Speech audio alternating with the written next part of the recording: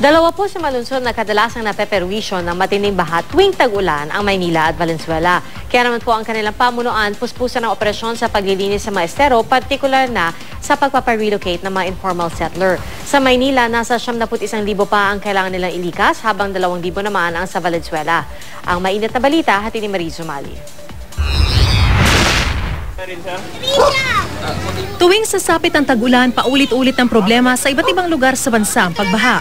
Ang isa sa mga tinuturong dahilan, ang mga informal settler na nakatira at bumabara sa mga daluyan ng tubig, lalo na sa Kalakhang, Maynila.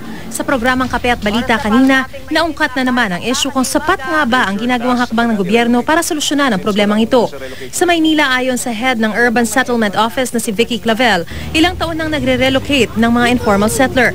Nasa 4,000 na raw ang kanilang inilikas mula sa mga nakatira sa daluyan ng tubig roon.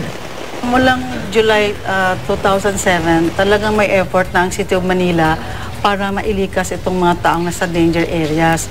At ongoing po, especially sa Estero de Quiapo. Nito lang daw Biyernes, haabot sa 60 pamilya ang kanilang inirelocate mula sa Estero de la Reina. Sa kabuuan, mula sa 111,000 informal settlers noong 2007, kasama na ang mga nakatira sa tabing Riles, nasa 91,000 na lang ito ngayon.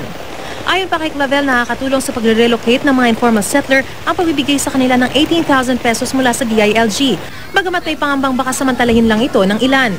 Malaking tulong din po ito dahil pwede nilang gamitin para sa hanap buhay nila by the time na nandun na sila sa relocation. May monitoring system naman po kami na ginagawa para matingnan na ginagamit sa tama yung 18,000. Sa Valenzuela naman, na isa sa mga matinding binabaha tuwing tag-ulan, may 3,000 informal settlers sa mga daluyan ng tubig. Na-relocate na namin yung 1,000. At may program kami in the next 12 months i-relocate in 2,000. May pondo na raw para sa pagpapatayo ng mga bahay ang national government. Habang sagot naman ng LGU ang lupa. Pero aminado si outgoing Mayor Gatchalian na kailangan pang tutukan ng maigi ng gobyerno ang problemang ito. Ang proposal ko is, if we are serious in this problem, we have to put serious money.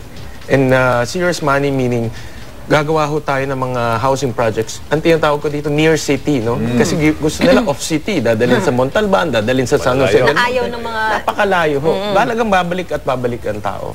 So, ang maganda ho ay gumawa tayo ng mga housing projects near city.